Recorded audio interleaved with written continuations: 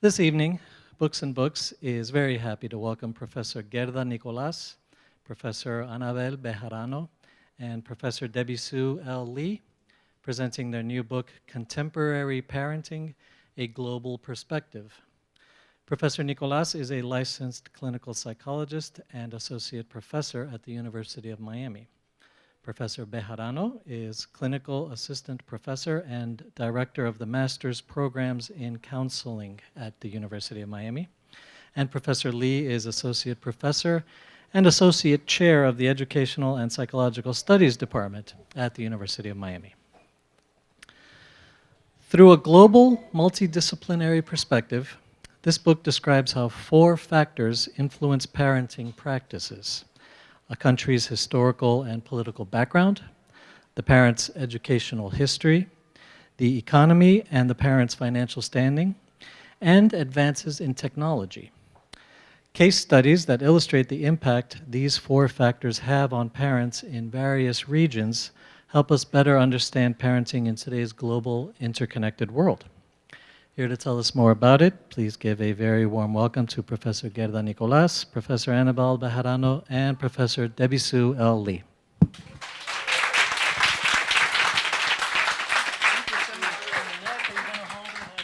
I can hold it. It's okay. Thank you so much.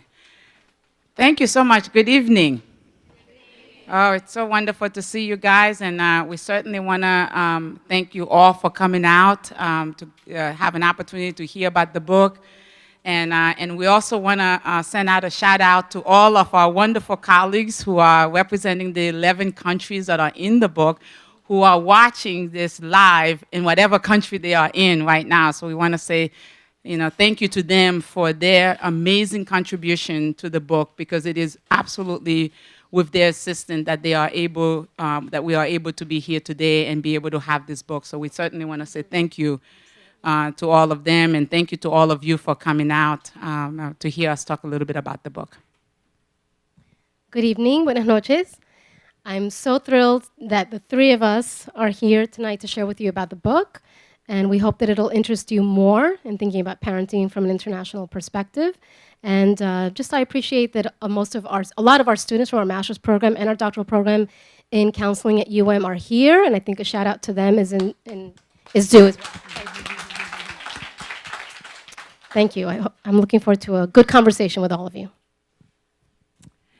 I just want to say thank you so much for all the students and the faculty who are here supporting us, for all of the parents out there, too, who are struggling with these issues, or, sorry, not struggling, being resilient to these issues that affect not just us in the United States, but globally. And so hopefully we'll get to talk more about that today. So thank you so much.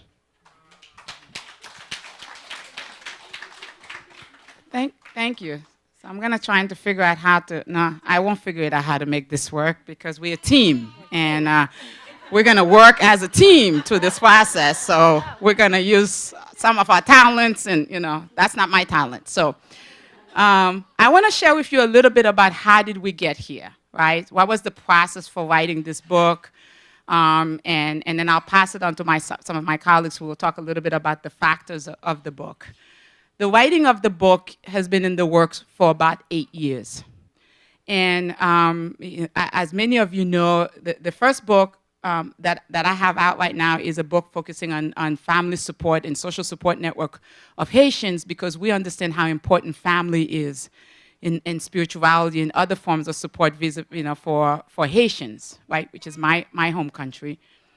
And a number of years ago, when I first came here at University of Miami, we held a day of dialogue to sort of understand what are the needs of Blacks in the Miami community. And one of the things that came out of that day of dialogue was the need for us to create 2 major types of kind of programs within the community. One was a program that focused on the identity development of Black kids. And so the idea of how do we create programs where Black kids can be proud of who they are and where they come from. And so we created the Kalula program in partnership with our community partners in the West Grove, Overtown, and Liberty City as an opportunity to do that work. in the midst of doing the work with the youth, where we were teaching them about how important it is for them to love themselves as Black individuals and understanding their history, a number of the kids said, "That's great that you're telling us about these things and we're learning so much, but can you teach my parents that?" Right?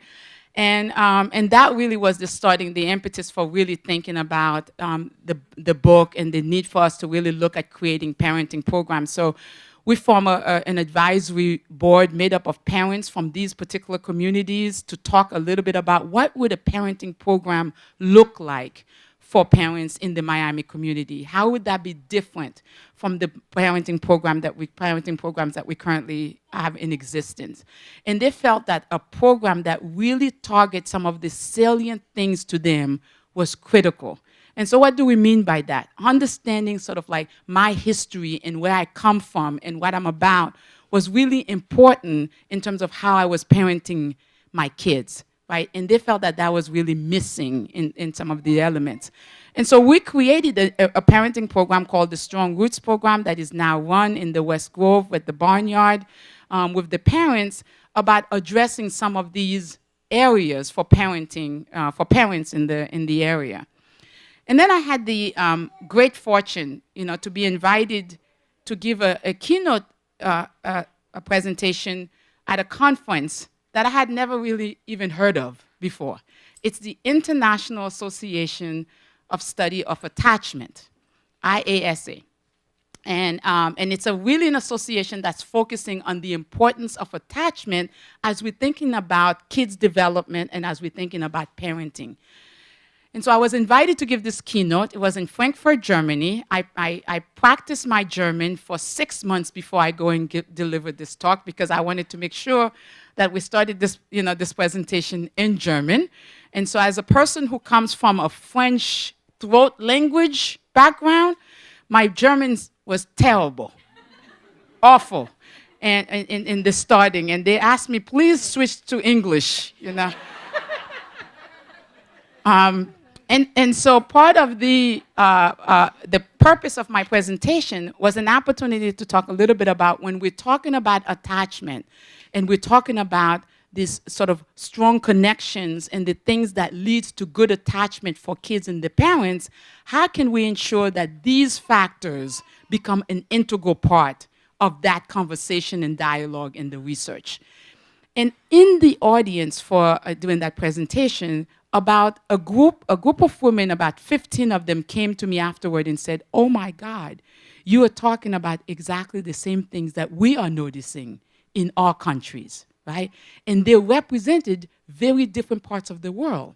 And so we had lunch together and talk about these factors and how they were playing out.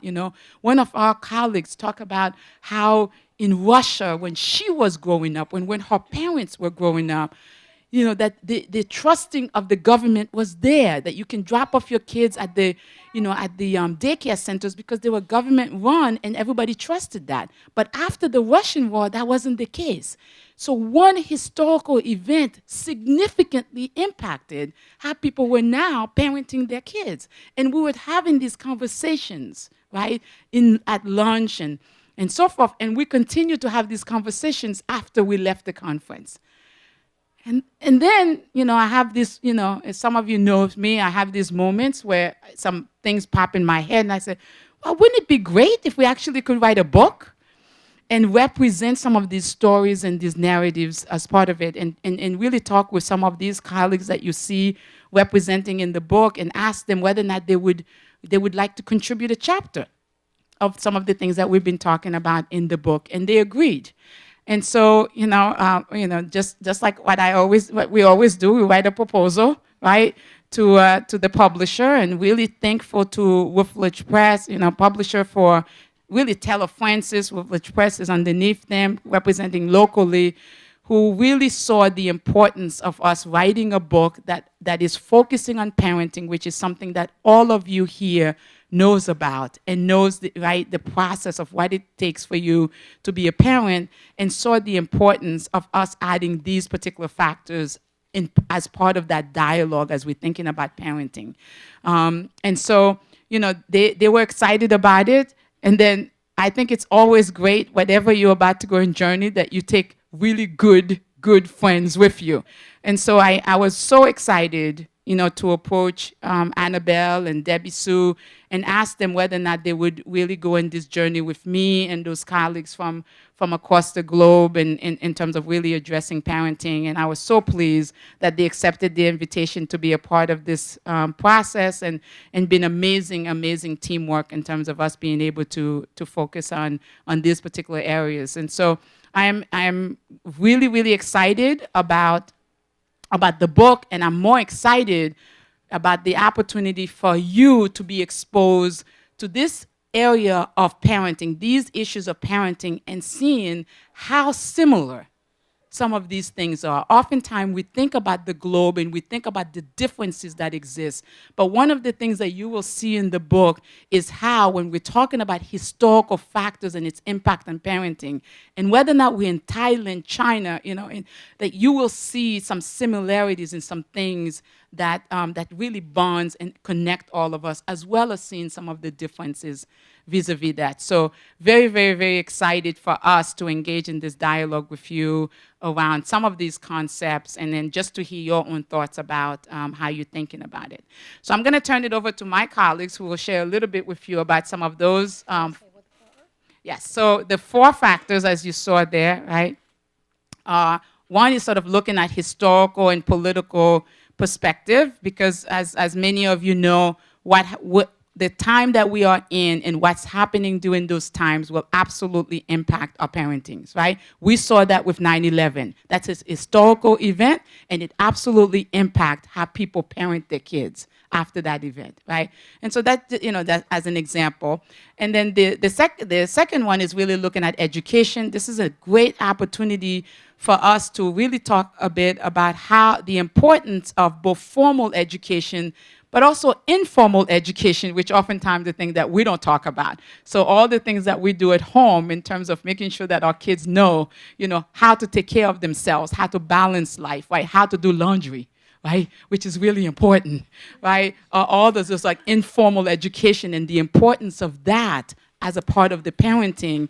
And oftentimes when we talk about education, we talk about formal education, right? And so this is an opportunity for us to talk about all the things that we do at home as parents that are absolutely crucial to the development of our kids as well. And then the other areas are economic, really looking at ways that the economic process, and by that we're looking at, both SES, the way we think about it, socioeconomic status, but also thinking about ways that people think about their economic situation, right? In ways that impacts how they do and what they do, as parents. And then the last thing is one that all of us are sort of like, dealing with right now, which are a lot of the societal changes, right? Because context change and lots of things change, and they impact what we do, right? And so now I'm able to, if my kids are here, I can say something to them, and then they Google it right away. And they're like, "Mom, you're wrong." And before, I was like an expert because you didn't have access, to that information. And so the issue is like, how is this new wave of technology, being able to have access to information within your fingertip, really impacting what we do? And most of the time, what I'm learning with the ones I'm raising is that they'll say, "Mom, I'm already learning this stuff. I just went on Google." And so now I'm talking like, how do you use Google wisely? As opposed to really thinking it as factual information all the time, right? So how can we still continue to engage in conversation with our kids in the face of this sort of technology-driven, right, moment that we are in? And so that's really part of what that particular factor is looking at. And they will give you much more details about each one of them and the countries that are represented. So first, a big step back. So Gerda said that she invited us on this journey with her. Okay, so this journey of, it's like a little, sometimes like herding cats, right? If anyone has worked on a book. So we're going to collaborate with somewhere between 11 to 15, actually originally. Original number was 15 countries, therefore 15 authors representing 15 countries, plus the 3 of us. Plus a publishing house, as we do everything else that we still do, right? Teach, supervise, try to have a family life or a personal life, run programs. So if anyone knows Gerda, it's kind of hard to say no. It's really, right? Oh, uh-huh. So even and because I've known Gerda now 18, 19 years, we go way back when we were students on internship, I absolutely cannot say no to Gerda. So I loved the idea. I love the premise. It's very close to my heart. It's close to my own lived experiences, plural, close to my clinical experiences with clients, but also the driving force was Gerda. So Annabelle could not say, no, I'm a little busy. So thank you for inviting me on this journey with you. So we selected these 4 particular domains, and we wanted to ask the question, how do these domains impact parents in many different countries? If you've purchased the book or haven't yet purchased the book, and you go to the table of contents, you'll notice the US is not on the list. And that was very intentional on our part. There have been enough books published about parenting in the US, right? And oftentimes, and no insult to any publishing house or any of the books here, but oftentimes it becomes a comparison of how we parent our kids here in the US compared to how they're parented in another country. And oftentimes it's like, well, I don't need to explain to you what happens. We do this comparison, which is like apples and oranges sometimes. And we very purposefully, very mindfully said, that's not what we're going to do. We want to understand from these countries, from these representatives, researchers, clinicians, what do they have to say about how they're parenting in their country, and how do these 4 factors impact families today? Not yesterday, but contemporary, right? The word contemporary is in the title. So one of the first domains that we looked at is historical or political factors and how they impact parenting. I know that I was raised in New York, and I'm living here now almost 5 years, and I think that as a first-generation immigrant and as a clinician, I myself sometimes let myself fall into the trap of forgetting how significant is the impact on families of the history of the countries that they're from, the countries that they maybe fled from, or the countries that they voluntarily came here from. And we start doing our clinical work, and at times, I think, and I don't know what our students and trainees will say, but sometimes we think that asking about migration and the political / history of their country is this extra leisurely thing if I have time and if I think it's relevant, but the client probably won't think it's relevant. It's very relevant. It's front and center. It's oftentimes the reason they wound up in Miami, the reason they wound up in the US, right? So I made I'm blind as a bat and I cannot see from here, but I know that, that I'm gonna stand up, otherwise I can't see anything, because I don't wanna be making this up, because I put a lot of thought into what I wanted to say. Even if something happened generations ago, it has an impact on families. So for me, a clear example is the Holocaust. I think it would be unwise to say that families that have been impacted by the Holocaust are no longer impacted in any way, shape, or form, right? There's something that gets transmitted, something about values, about appreciating, about frugality, about looking out for one another, about the concept of the importance and significance of family that impacts parenting in some way. But I want to emphasize this idea about forced or voluntary migration. I think, I don't know the stats, so I can't even try to make it up, but I would venture to say that there are probably very few people in the US that voluntarily left everything behind for no compelling reason. Like, they just wanted to check out the US, like see how life might be there. You know, so in the countries that are represented in the book as well, there's migration in and out of these countries.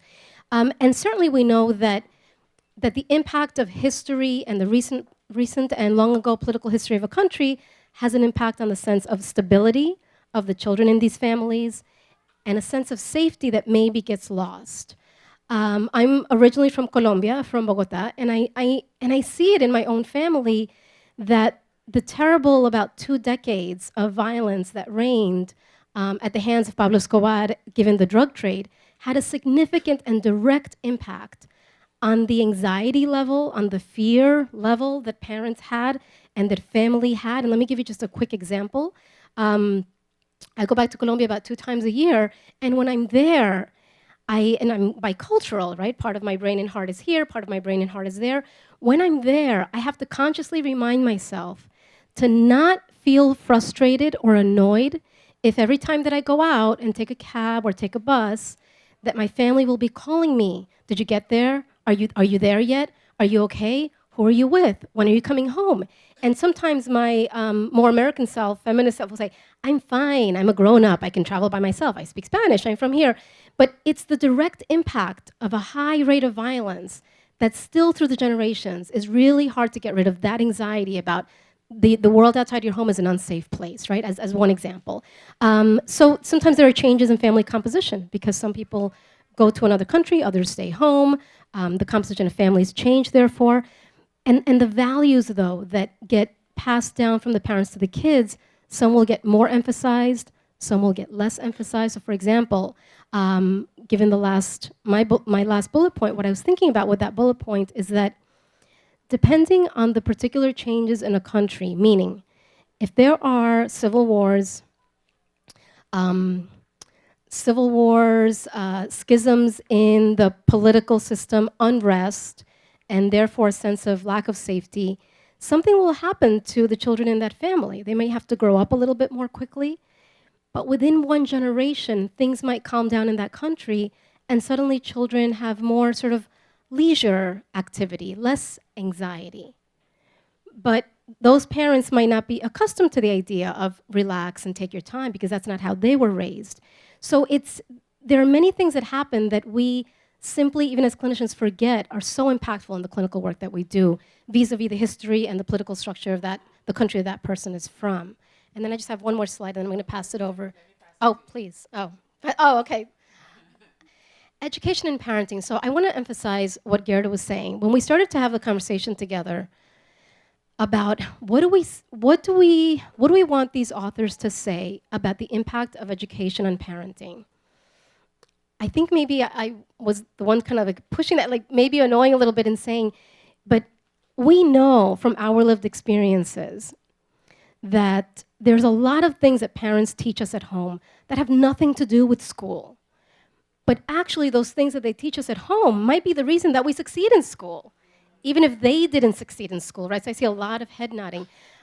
My mother, who I think, I say this all the time when I mention my mother, and I hope she's watching, is one of the most incredibly intelligent women that I know. If you were to meet her, though, and have a conversation with her and spend some time with her, you would never guess that she got as far as 2nd grade in elementary school, so not very far.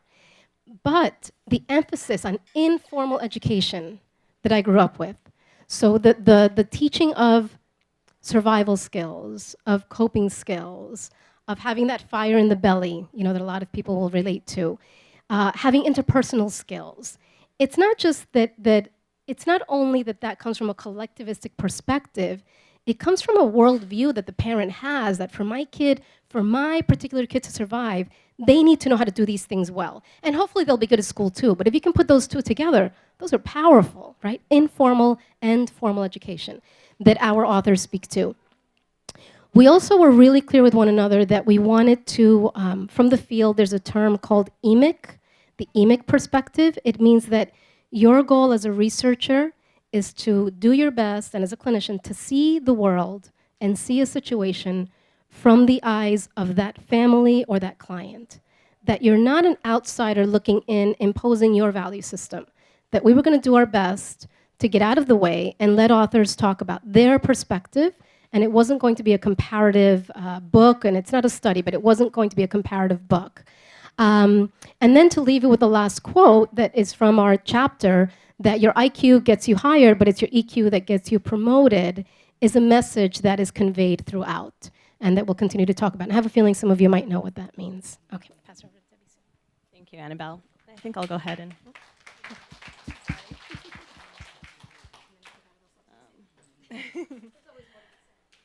So the pillars that I'm going to be talking about tonight... Ooh, thank you. Team. Yeah, I thought. So another area that we asked our authors to touch upon was economic factors and how basically the economy would influence their parenting practices. And so across the chapters, there were really two types of themes that came up in relation to economic factors. And one was basically global or the national economy, and the other was the parent's own individual socioeconomic status. So in terms of the global economy, I think we can all remember in the not too distant past the Great Recession that hit us. And I think there were a lot of parents who lost their jobs, and so that immediately impacted what they were doing, how they were feeling. We had a lot of college students who were graduating who couldn't find jobs and had to move back in with their parents. So people's plans and parenting had to change as a result impact of what happened in the economy during that period of time. The parents' socioeconomic status also, so depending on what types of financial resources you have, you get to spend a lot of time with your children or you don't. So we have parents who maybe work or work far from where their children actually are, and so maybe grandparents are actually taking care of their children. So these are the types of themes that came out in our chapters. There was also a theme of resources and opportunities for their children. For some parents, it meant that they were able to afford, as Annabelle said, leisure activities, private schooling, whereas other families couldn't afford that for their children. So that definitely was an impact. And just the entire idea of financial stress. I know this now having 3 children, that it definitely is influences how we are as parents. So. And then finally, the last pillar that we asked our authors to focus on are societal changes. And the way we thought about that really was the impact of technology and how that influences our parenting. And so we know that there's been a burgeon of mobile phones, internet, social networking, Skype, Twitter, Facebook. The list goes on. And this has really affected the way in which we socialize with one another. Now we are able to, in our own living room, talk to relatives who are in China or Vienna or wherever they might be. And so it provides a lot of opportunity for our parents and our families to get social support, especially if in their immediate environment they didn't have that, if they were, as Annabelle was saying, if they were migrant and left their home country. But across the... Speaking of parenting, it never ends. But across the board, what we saw in the chapters is that, you know, even with the opportunities, there also comes concern and fear about technology. We heard definitely some presence of some generation gaps. So as Gerda said, you know, maybe our skills as parents aren't as skillful as our children's are, and so there might be some concern there. The fact that our children socialize purely online is kind of scary because we don't know who's on the other side of that computer. So those were some concerns that we heard globally, not just within the United States. So I think, do you want to take it next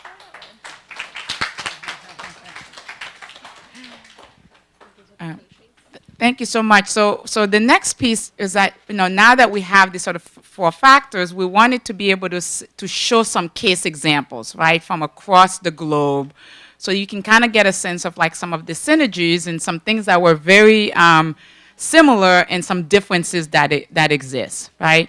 And so we recognize very much, and it is in the book, and we want to make sure that we stress that out, very important, and I think our authors did a very good job of doing so, is that even though you may see a chapter that says something like parenting and culture in Argentina, right?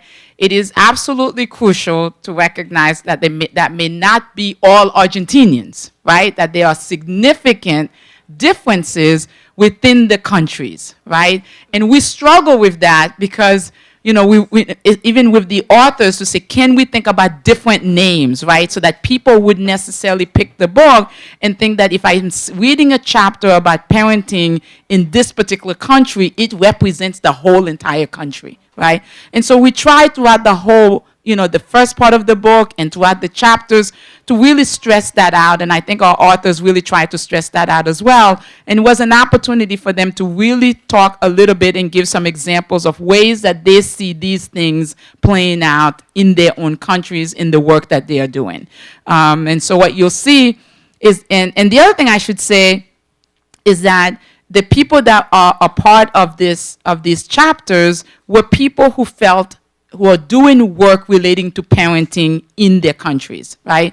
And so these are individuals who are either clinicians or researchers who are focusing on work relating to parenting, who felt that they've had enough experience and ideas that they could share vis-a-vis the chapter, so that these are not necessarily people that we handpicked, right, and said, we're going to pick this person, but that people who really felt that they had something to contribute vis-a-vis some of these ideas, and we really are incredibly grateful to them, and we certainly would have had a book with many more countries represented. So some of you who are in the audience and looking at the country, you might be saying, but my country is not represented, right? And yes. But just to say that that we are very grateful for many of them who took the time, and many of you who've written books and understand when you're trying to write do a book that's co-edited by us for colleagues from across the globe. Boy, we learned a lot, right? Linguistically, just time difference, trying to get on the phone with Thailand, at a time that both of us could be awake, is really a part of the process, and so. So we're really grateful to all of them for the work that they contributed to the book as well, right? So we wanted to ask them some questions as well. So that really is it for us, right? Because what we really, that really is it for us. Okay, right? Because what we were really hoping to do, because it's very rare, right, that we get a chance to come together and talk about this issue about parenting, right? And so for us, we feel like we're just providing a framework and a venue. And what really is going to be important is the kind of discussions that we're going to have vis-a-vis some of these pillars or some things that you might be thinking about and reflecting on in general. And so we're just going to switch, because we want to make sure that many of you have some times to kind of think about and ask some questions about some of the things that you've heard so far. I just want to add to that each time that we would meet, it's what was challenging sometimes is that it's easy to be self-reflective in terms of, does this fit my experience? Did this fit my family? And so we would have conversations about how any one of these 4 domains, or all 4 at different points in time in our families, where parenting was impacted by that. And so it's safe for us to assume that for many of you, you could think about how any one of these 4 domains has impacted either your experience as a son or daughter, or your experience as a parent in the past or currently. Because, again, we don't think that this is isolated to those 11 countries, right? We just purposely didn't want it to be focused on U.S. parenting for this particular book.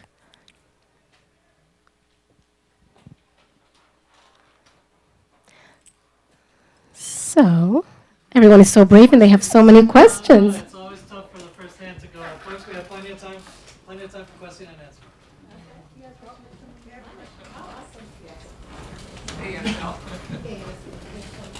Did you look at traditional family structures versus blended families, adoptive families, grandparenting, non-traditional structures?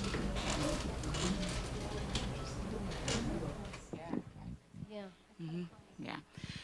If you look at some of the chapters in the book, you'll see that there are some of the countries that are represented. When we talk about these things, we do talk about them from this sort of multi-generational perspective, and we do have some examples where that was relevant, where some of the examples talk about the different types of families, right, that exist within families, and making sure that we're not talking about what, I hear the word, Richard, when you said traditional, and I think of, does that mean sort of like, 2 parents, a mom and a dad, and 2 kids and a dog and a fence, versus really thinking about the idea of that there are extended families, right, that exist in the families. We're talking about same-sex parentings, right? What does that look like? Ways that these factors are important vis-a-vis that, and and thinking about, right, sort of like expanding our own understanding and knowledge about parenting and families, right, in general. So yeah.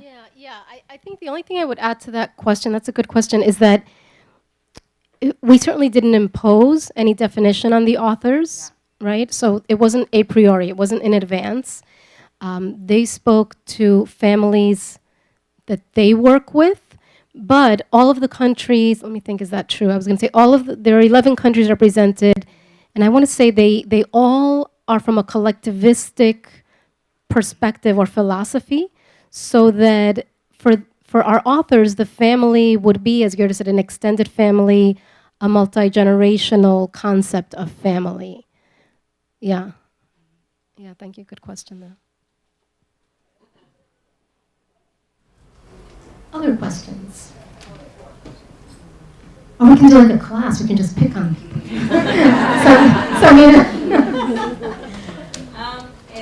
In the work that you guys did putting the book together, did anything come up around same-sex parenting around the globe?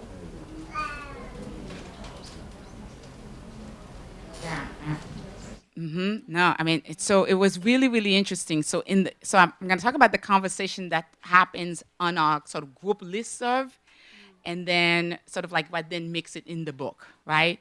And so in the conversation on the listserv is a recognition and an understanding that families look very differently, right? And couples look very differently across the globe, right? And really these organizations and community centers are embedded within countries that are struggling with that, right? Where there are laws and policies trying to be put in place about addressing same-sex couples and relationships, right, and so forth. And so they talk about how significant that was in the work that they were doing at the community centers, right?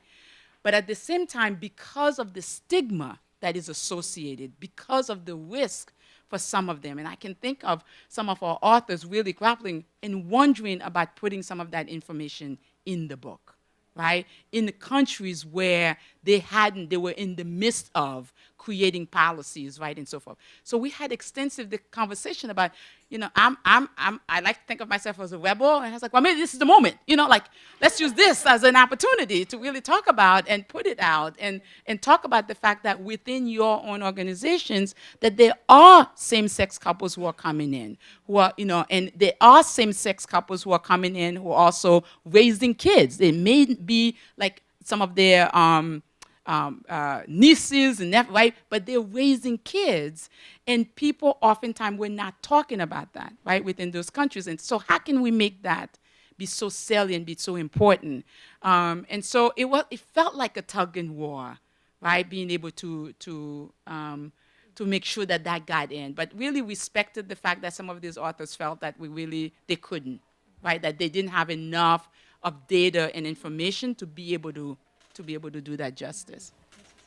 And I just want to say too, we did have some countries where there was a lot of political turmoil in general, and so some of our authors were quite concerned over how we were going to go ahead and edit their chapter for fear that there might be some sort of recourse.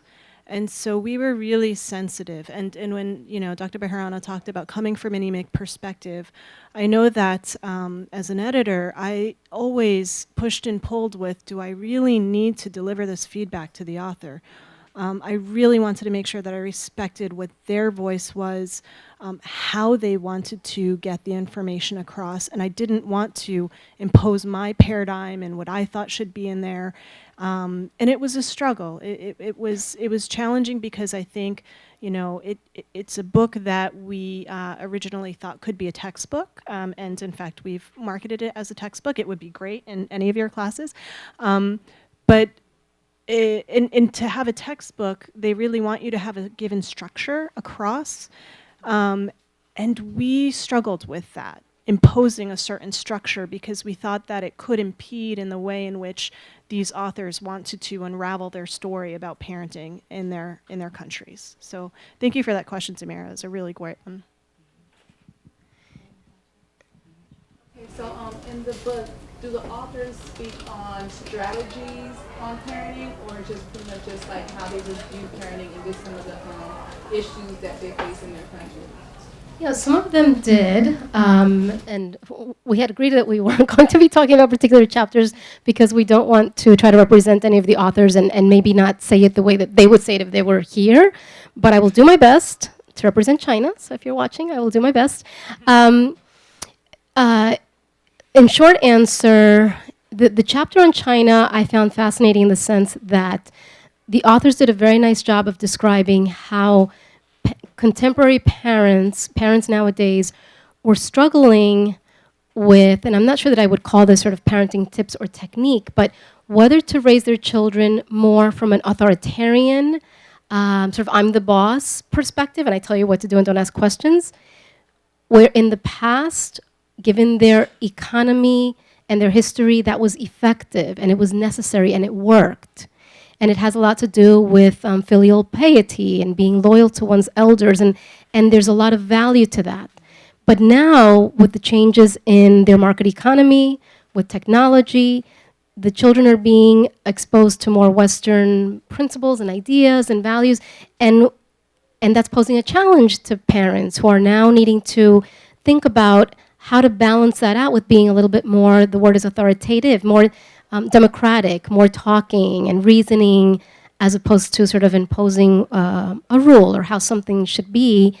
And they did a wonderful job of describing what they found in rural settings, in urban settings. So it didn't come across as tips of what to do, but as an awareness that it is a cultural phenomenon that's impacting many families. Yeah. So I wouldn't say. My other answer, to be totally transparent, it wasn't so much about tips or recommendations. It was more like a finger on the pulse of what's going on right now in each of these countries. Yeah. Good question. Marilyn has a question. There are a number of languages represented at the table there, but I'm wondering, how did your authors submit their manuscripts? In their language, and did you have it translated? Did you do the translating? How was it communicated? Excellent question. You know, it's one of those things that we cried about, but now we laugh about. Yes. Yeah, that's a good way to put it. Now, because I can tell you, you know, like a really an interesting situation that happened with one of our authors. They submitted the chapter. We read the chapter, provided feedback on the chapter, and said, these are the edits that we think would be great, and it would, you know, if you do them, would be wonderful. They took that feedback and went and rewrote the whole chapter in Spanish and sent it to us.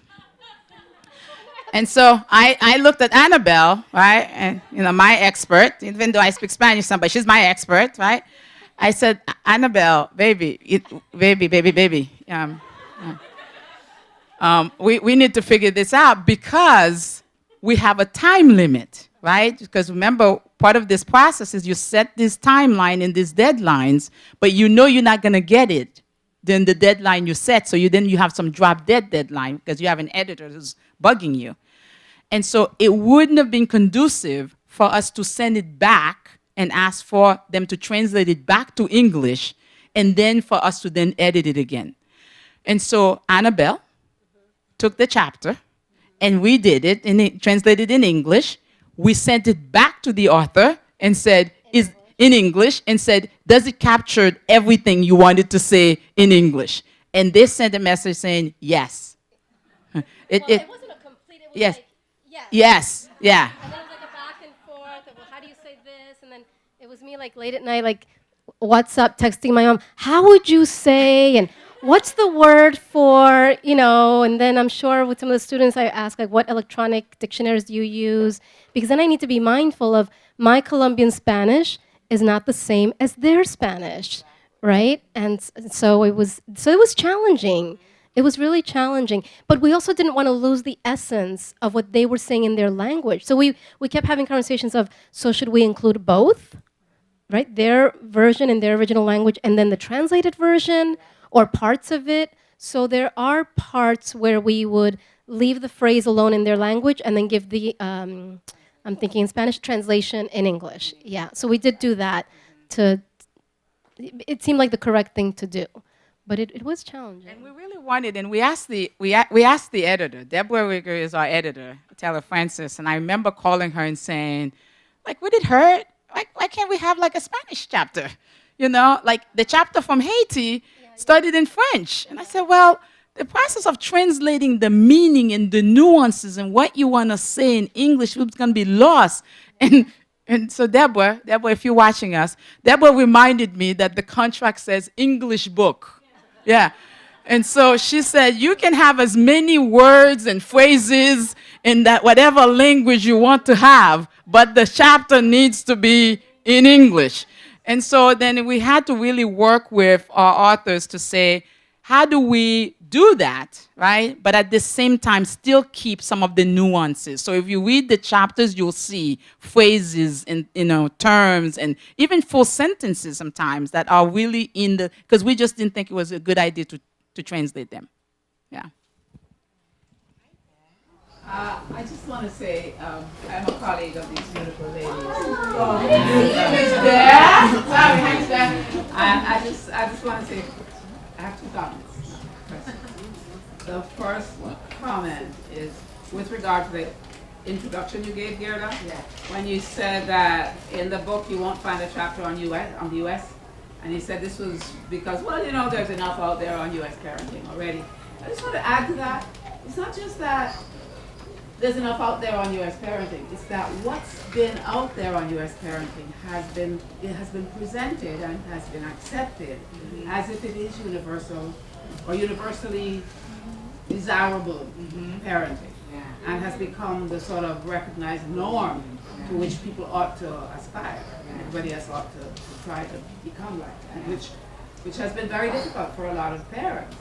So I think I've had the pleasure of, I can't say I've read the whole book, but I've had it for several months and I've skimmed through it and I've had the pleasure of looking at it, and it's really wonderful.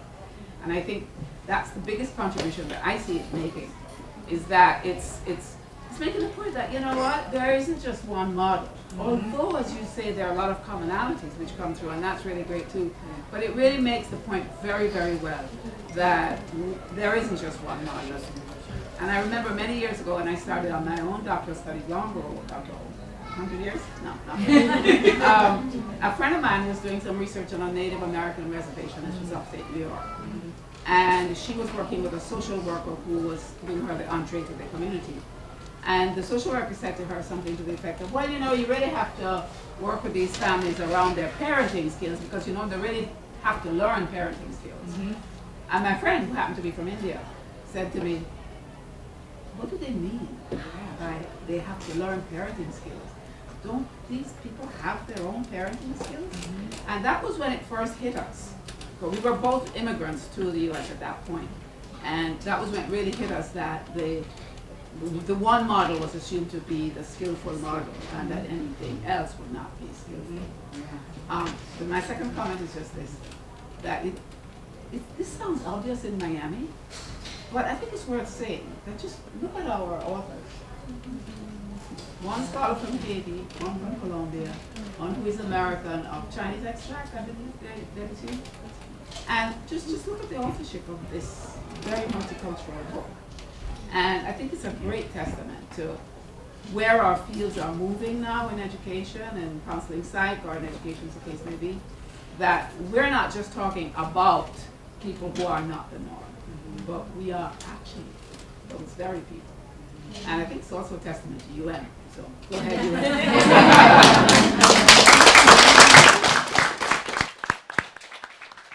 UN. Thank you so much, Dr. Harris, for those wonderful comments, and I think it really resonates.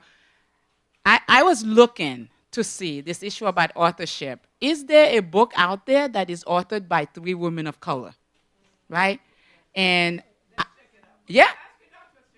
to do a good research, right? And, but I do think there's something to be said about women of color coming together to talk about something that is meaningful, that is important to them. That is, the issue about parenting is one that cut across for all of us. And oftentimes, that we get a chance, and particularly for me, who works with children and families, when it comes to the court system here in Miami, or somebody does something and they want parents to participate in a parenting program, they say, where is the parenting program that they're going to participate in? They participate in whatever that program is, and oftentimes it does not reflect what they do at home, right? And so this is an opportunity for us to be able to send the message that when it comes to parenting, listening and understanding what is it that I use and what is it that that I'm using at home that is so salient, and where does that come from, becomes really, really crucial about being a parent. That it's not something that you can go to a 6 weeks program of the standard parenting. You're gonna come out of there and boom, you're like beautiful parent and raising beautiful kids, with no issues and no challenges, right? And that this issue about parenting is contextual. It's contextual and it is individual focused. And if we want to make sure that we are honoring and understanding parents and what they're doing, we need to pay attention and ask the questions and listen to their stories. Absolutely, really crucial. Information that you gathered on parenting in these different countries, did you, or actually will you in your next book, identify common elements that are helpful and that we can incorporate here in the U.S.? Mm-hmm. It's a logical step too, and from a collectivistic orientation. But it sounds like you're, yeah. Yeah. Oh yes! Oh my gosh! No, this reminds me of something else. I think that's a really challenging question to answer because of what Dr. Nicola just said, that parenting is so contextual. So what works in one culture, what works in one family even, may not work in another culture or in another family. So, and even, again, as I'm raising 3 children, I'm realizing who I am to one child is not the same parent as who I am to another child. And so it would be really challenging, I think, for us to come up with specific strategies or behaviors or practices that would cut across all parents. And I think having said that, like one of the things that I think we're noticing to this reading of these chapters is that something like communication matters, right? Like as an example, right? How do you communicate? But that process of what does communication mean? How is it done? What is the method? And the process changes, differs from one, right? So we can say something like, we understand that the importance of communication is good. We see it across all parents, but the process and the methods and the approach that is used differs, right? And so I think that's a part of the larger challenge as well. What I've been thinking, what I'd like to add is I agree. I think it would be difficult to distill from these 11 different countries and even to ask the authors to make a recommendation about parenting. I guess what I'm thinking as a clinician, and we talk about this often in our classes, to me it drives home the point of how critical it is as a clinician to make no assumptions and to ask a lot of questions about some basic principles within parenting, like disciplining, how a family disciplines, what mealtime looks like, how the main emotions are expressed in the family. So that to me should be front and center, what we call really culturally responsive counseling, and not this extra thing that you do because it interests you, but that for every family, I truly believe we should make no assumptions about what family life looks like, and then especially if we're not from that culture at all or have much knowledge, even then, even more questions. So I mean, that would be my, and I know a lot of you clinicians would agree with that, but I think it's critical. It's critical to how we think about family life. Yeah.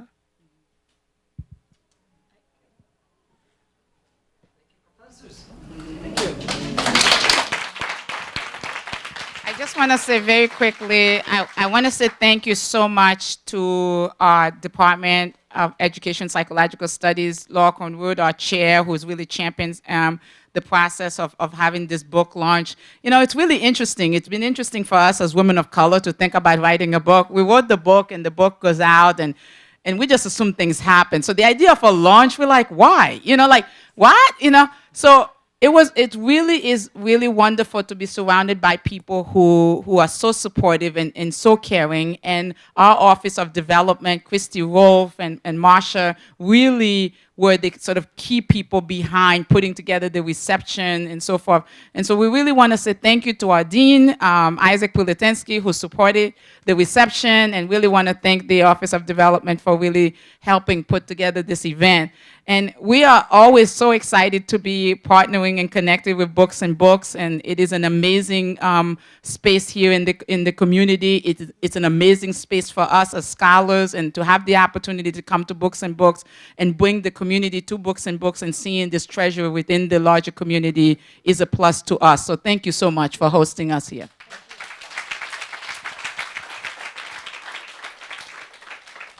All right, well now, since the 3 women of color wrote us the book, now the Cuban American will sell some books. We have them for sale at the counter in the front room over there. Our professors are going to be signing here at the table, and this has been such an informative presentation. Please give another hand for Professor Nicola, Professor Bejarano, and Professor Lee. Thank you very much.